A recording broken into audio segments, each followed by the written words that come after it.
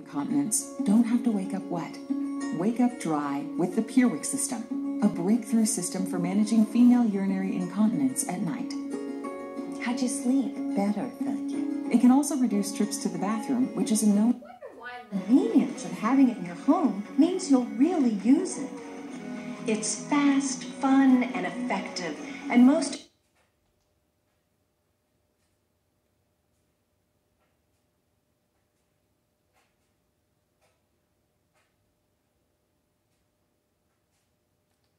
on Mornings with Maria. Then ring out the old, ring in the new. How this year's celebrations could be different. Stuart gets the inside scoop tomorrow on Varney. Erectile dysfunction treatment.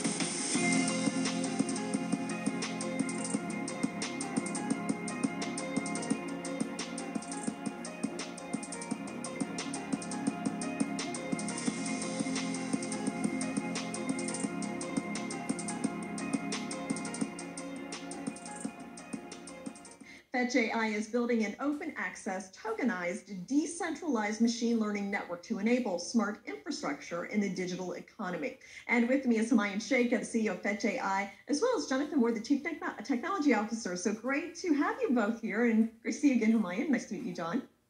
Thank you for inviting us again, Jane. It's always a pleasure. Well, Happy to meet you again. So let's talk about the collective learning. We discussed this briefly, Humayun, in a previous interview that we did, but what is it, and could you go into a little bit more depth about what it is exactly?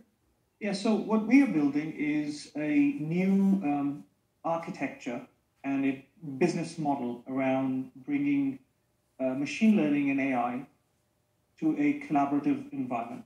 So what we're really trying to do is bringing the different stakeholders who can then train these machine learning models, which in current form would be either dominated by bigger corporations, or you'll have to spend quite a lot of infrastructure costs to bring machine learning and AI in terms of the data sets and in terms of the human resource who can actually do the machine learning and training of the models. So what we are doing is we're opening it up to a collaborative environment and building the architecture, the infrastructure where people can come in and benefit from already trained models, train new models, and share these models for a collective improvement of the model. Okay, so everybody can learn from that information and nobody gets an edge, apparently, right? Is how I'm understanding it?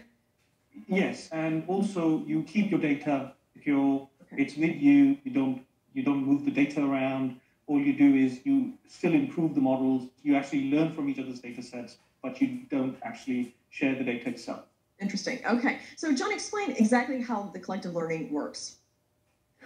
Well, so we use a combination of blockchain technology and machine learning technology, and what blockchain is really good for is coordinating the activities of different stakeholders, and you can introduce different kinds of governance models over the way the machine learning model is trained. So you can use economic incentives. You could have a consortium of businesses defining some rules, potentially through legal means, and that provides you the flexibility to serve lots of different use cases.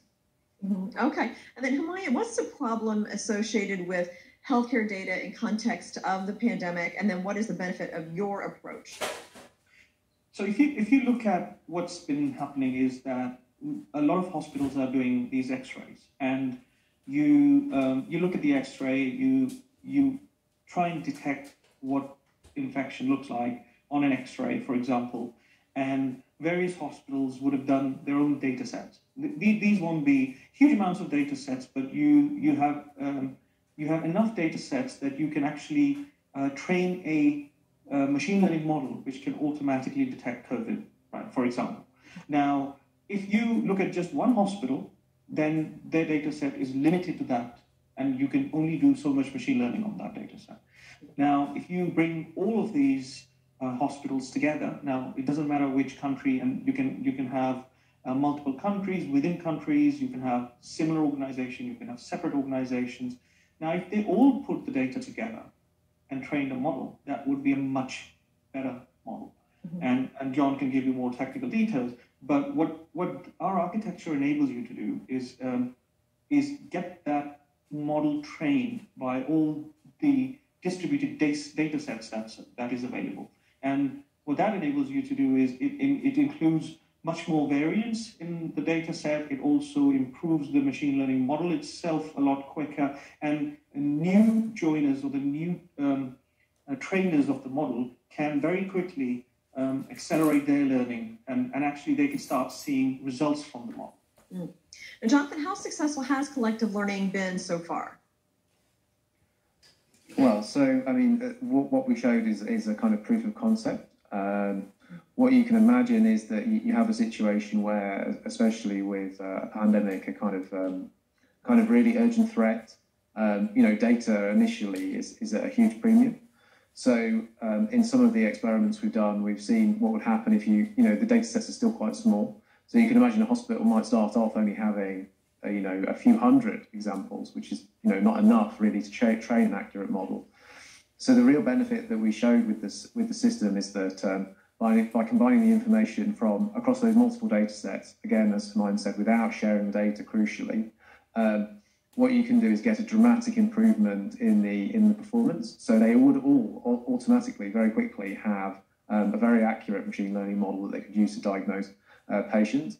And in this particular case, we actually made some improvements to the training protocol, and we were able to get around 97% accuracy in discriminating COVID pneumonia from other kinds of pneumonia. So what we showed really was that if this infrastructure had been available early on in the pandemic, it could have provided early benefits in terms of triaging patients and improving their care early on. Now, CoLearn is a product that sits on the Fetch network. So can you explain what that is and how it's used in the system? CoLearn is just a suite of products which we're building, which is to do with collective learning. And you have various different kind of Lego blocks type approach. So you could have, for example, different consensus models. You can deploy it in a permission or an unpermissioned system, which means the commercial organizations can deploy a private network, or other participants can deploy a public network. So there are different types of products, which I think John can probably give you a bit more kind of flavor of the machine learning side of it. But it's a suite of products which we plan to release over the next year or so, and which will enable people to do collective learning much easier, much more plug-and-play system where you don't have to worry too much about having even people who understand machine learning. You can deploy it without that. Okay, John, do you want to add anything to that, the machine learning part? Yeah, I mean, I think what I would add is that obviously, organizations struggle to do machine learning already, and part of what we're doing by providing more access to data is to make that process easy. And I would say what CoLearn is towards doing so is actually building a set of tools so people can get involved, they can start collaborating with others to actually build the model more easily and more effectively than they can themselves. And that also involves potentially sharing expertise and knowledge between the different organizations, coming to agreement on what kind of model works best, what kind of problem works best, and those kind of more, I would say, kind of governance-orientated things that blockchains are also really good at solving. Mm-hmm. Okay, so Humayun, let's wrap it up. So what's next for collective learning with Fetch AI? We, over the next months and over the next couple of years, we intend to bring new products out in the market, which will enable people to deploy different types of machine learning problems and solutions. So over the next few months and over a couple of years, we'll be bringing out a marketplace for these machine learning models, where you'd be able to find the collaboration partners, where you'd be able to find collaboration models. You'll be able to deploy very easily, so you don't have to worry about where the data is stored. You don't have to worry about what kind of consensus model. It's a plug-and-play Lego-based AI machine learning system, and that could be applied in different verticals, including healthcare, fintech, mobility, any. Very interesting. All right. Well, thank you so much, Mayan and John, for joining us and explaining this part of the company, and I look forward to talking to you again. It's been a pleasure as usual. Thank you very much. It's been a pleasure.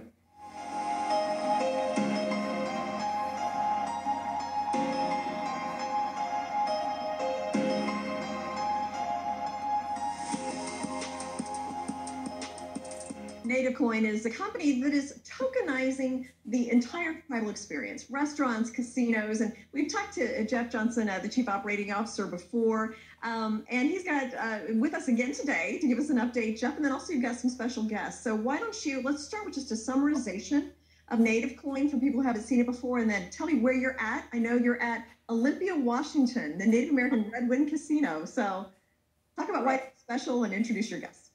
Sure, yeah. NativeCoin is a sovereign currency for the Native nations, and the idea behind it is to help with the invisibility factor that's going on and also to attract outside investment to the sovereign lands. And today we're at the Red Wind Casino in Olympia, Washington with Mr. Simmons and Jay Simmons of the Nisqually tribe, and we brought them on to kind of give their point of view on what we have going on with NativeCoin and what that looks like to them. Okay, and can you tell a little bit about how NativeCoin is helping the tribes come together? Sure. Yeah, and I'd like to get John's perspective on that. That's right up his alley. Well, thank you for the opportunity here.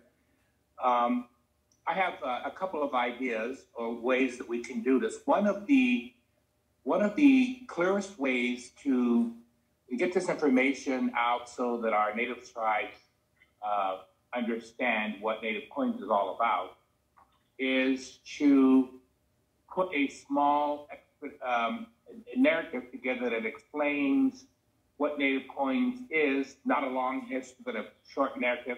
Then how can that benefit the tribes? And that's to get the tribal members to understand that when you put this together, that it would be good to send a little blurb to each of the tribe newspapers. The only way you're going to get into the community is to have them understand and see what NativeCoins is about. And many times you can be stopped here because the tribal council may not be interested, and so nobody in the tribe will be able to hear anything. But if you put it in the newspapers, then everybody in those tribes, and there are 523 of them plus, they would be able to have an opportunity to understand and see what NativeCoins is all about and how that can benefit them. Okay, very interesting. Okay, thank you. And then also, we have the Director of Tribal Gaming here as well, Jay Simmons. So, Jay, can you explain what you've been working on? Sure, no problem. So, being Director of Tribal Gaming for NativeCoin, a lot of work has gone into it. Talking with different tribes and also the National Indian Game Commission, we're talking about a lot of legitimacy and making sure that we're compliant with all the compacts. It's very important that when we go and talk with the tribes and their enterprises, and especially the casinos, that they understand that we're following all regulations and all the rules, because we want to make sure people understand we're not trying to break anything. We're simply just trying to be there and help them thrive and showcase what we can actually do for them within the gaming realm. And also reaching tribes that don't have casinos is a big part as well. This is another way to bring revenue to them, partner with outside businesses, and also help those businesses that don't think they can partner with tribal enterprises. But this is not only for the Native community, but also the outside world. Well, busy is good, so it means things are happening. So now, Michael, the Chief Financial Officer of NativeCoin, it's great to see you again, and you have a huge announcement. You want to break some news here today? I have two huge announcements. The first announcement I'd like to announce is that our partners CashQ and Beam Platform and us have actually just created and are going to be launching our own NativeCoin exchange here very shortly. And this next announcement, I need to be a little careful due to NDAs and whatnot, but I can state that Nativecoin has secured 4 exchange listings already for 2021, and that's just the beginning. And I'd like to pass it off to Irina at this time and have her explain and go into more detail about what the Nativecoin exchange is going to offer. So go ahead, Irina. Okay, well, first of all, thank you so much, Nativecoin team, for inviting me. It's an honor to be on Nasdaq again. So I'm the CEO and co-founder of money transfer services CashQ. We help people to send money globally just in a few steps. And the most important part, without any specific applications or complicated interfaces. We live in your messenger. So today we are already connected with Telegram, and in the first quarter of 2021, we will be in main messengers like Facebook Messenger, WhatsApp, iMessage, and so forth. Through our researches, we have found out that a lot of people are still technically challenged, but everyone has a phone and everyone loves texting. So with us, the full process takes simple text messaging. The easiest makes possible for people worldwide to participate in a digital money transfer. Over 60 countries, bank cards, wallets, mobile money are available for our users. Cryptocurrency is the most innovative money of the future, right? So, and especially sovereign currency Nativecoin. About a year ago, we have created the world's first Nativecoin ATM, the safety way to access sovereign currency in casinos, stores, or anywhere in native lands. But the pandemic has updated our plans and sped up a digital transition. And today we are proud to announce the ability of Nativecoin on our platform. We are so excited and we cannot wait to start our journey together. So the Nativecoin is a global currency, and we are extending global presence to connect a Nativecoin to our network of international bank cards and wallets. In some countries, mobile money will be available as well. The simplicity is the key. And with a population of over 7 billion people, some of them might be digitally excluded, through our partnership, people can get an access to Nativecoin literally on their fingerprints, using cryptocurrency as a messaging process, just text it. So we are so happy and we cannot wait to start.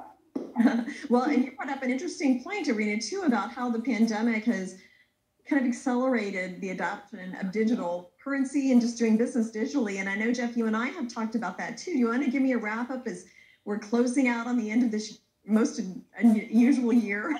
And what it's been like for Nativecoin and what you're looking forward to next year. Sure, yeah, this year has been one of the craziest years of my life, and definitely crazy for Nativecoin. The coronavirus has really sped up the process of digital currencies. They're all over in the news now. Banks are getting their own, countries are getting their own. We've been planning on this, working on this for the last 3 years, and we've lived up to all the promises, everything we talked about on your show, talked about on our website, talked about in our original white paper, and a lot more. And so to recap, the on and off ramp for Nativecoin through the ATM machines and exchanges, we've got, like Michael said, 4 new exchanges coming, including the native exchange with Qcash. And then moving forward into the next year, we just set up a brand new website, a new white paper. You guys can check that out, native-coin.com, native-coin.com. And it talks all about what we have going on our roadmap in the future. And we're very honored to be here with Mr. Simmons and at his Redwind Casino with the Nisqually tribe. It's been absolutely amazing. Yeah. Well, thank you so much. And best of luck to you next year. And Jeff, always appreciate talking to you. And also John Simmons, and Jay Simmons, and Michael, and Irina. It's great to get an update. And as we move forward into 2021. So thank you. Thank you.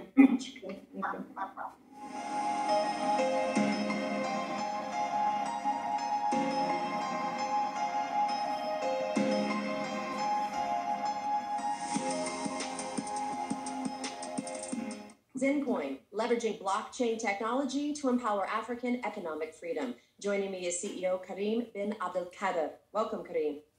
Hello. Okay, so for which reasons do you think that blockchain will experience this dazzling development in Africa? Considering Burkina Faso as an example, only 12% of the population is banked, but the use of smartphones is completely democratized. As a result, Burkina Faso will go straight to the use of blockchains in order to hold and transfer value, thus keeping retail banking. Africans are fond of new technologies, especially those who improve their daily lives and allow the creation of wealth. For those reasons, we have no doubt that Africa will become the continent of blockchains, or at least a major actor which ensures a strong development potential for our projects, which are focused on both Africa and blockchains.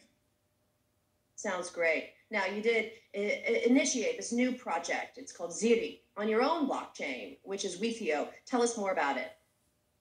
The utility value of the Ziri token is the construction of eco-villages in Africa, not exclusively for Africans, but for all those who wish to live in an ecological environment, combining both eco-responsibility and technological development. Indeed, the goal is to reach full autonomy for water, food, and energy, but also the creation of value through Wethio. We would like to experiment new ways to put the economy at the service of people, where they are the core component of an economical model instead of being simple customers or peripherals. What news do you have about Ziri ICO? We are currently at the third round of the Ziri ICO, which will end on April 7, 2021.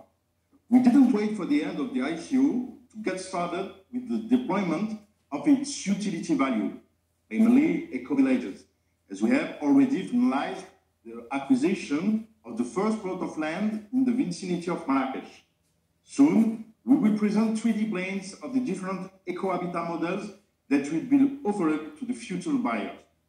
For more information, you could visit Ziri, ZYRRI.io. Perfect. But before that, as part of the Wethio's development, you launched ZenCoin. Tell me about ZenCoin. ZenCoin is Wethio's native coin. It was sold to investors in order to fund the development and promotion of Wethio, the first African blockchain. The challenge has been met with Wethio's deployment.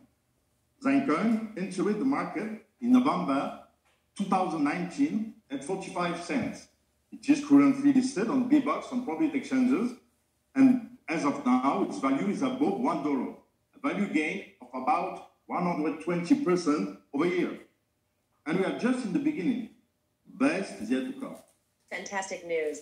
Now, we often talk a lot about decentralized applications on the blockchain, the dApps. Do you have any projects related to that? Yes, absolutely. We actually have a program to develop and deploy 2 dApps during 2021. For example, the first project on which we are working consists of developing a tool about health and security, as they are increasingly important topics. They will allow the development of online medical consultation in Africa, as well as the traceability of medicines on the continent, thus effectively participating in the fight against counterfeiting, which is a real scourge on the continent. So important. Speaking of Wethio, is Wethio blockchain interoperable with other blockchains? We intend to improve Wethio's interoperability capabilities through the DeFi framework by creating the Rapid ZenCoin token, which will act as a bridge between both Wethio and Ethereum blockchains. It will allow value transfers between both blockchains, thus reinforcing the liquidity and value of ZenCoin. This technological challenge will allow us to take full advantage of the opportunities offered by the Ethereum environment, and in particular, the entry of Rapid ZenCoin on Uniswap, a decentralized platform appreciated by traders, which will not fail to have a very favorable impact on the price of the ZenCoin. Karim, it was a pleasure speaking with you. Thank you very much. Thank you so much, and good luck with all of this.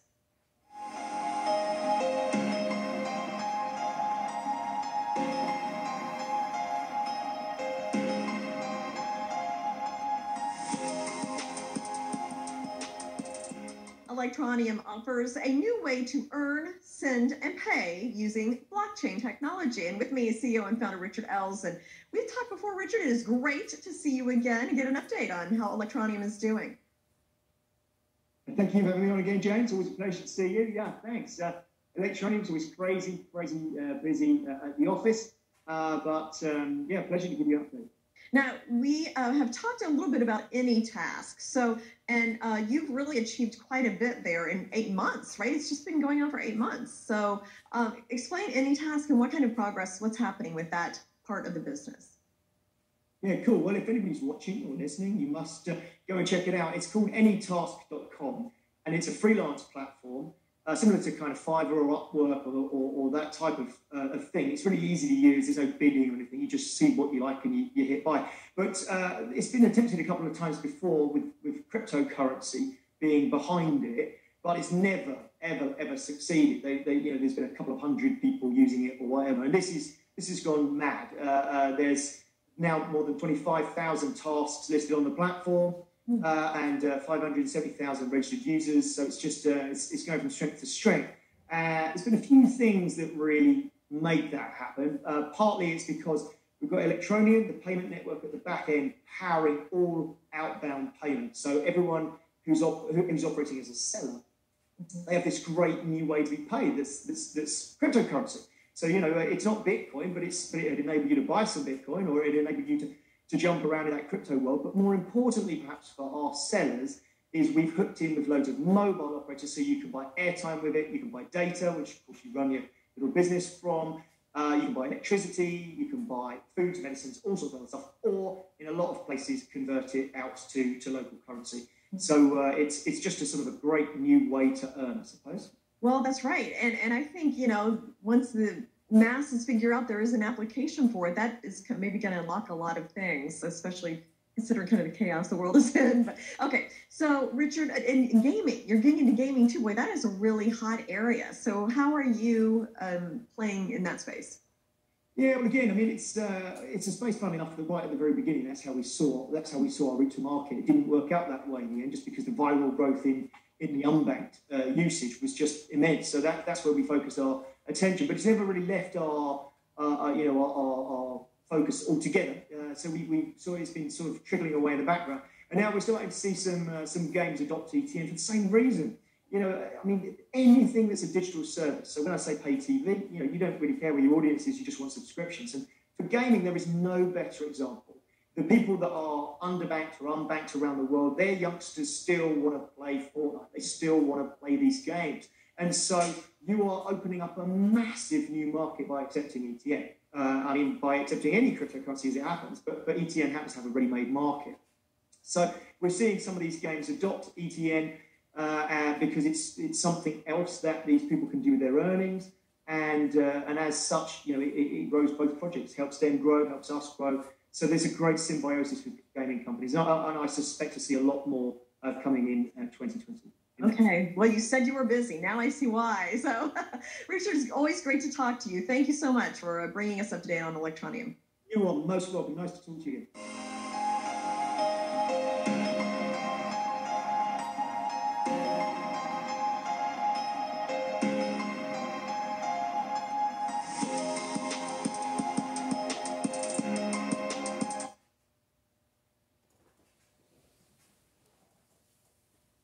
I've been at Fox Business for 12 years because I'm invested in my viewers big time. There are smart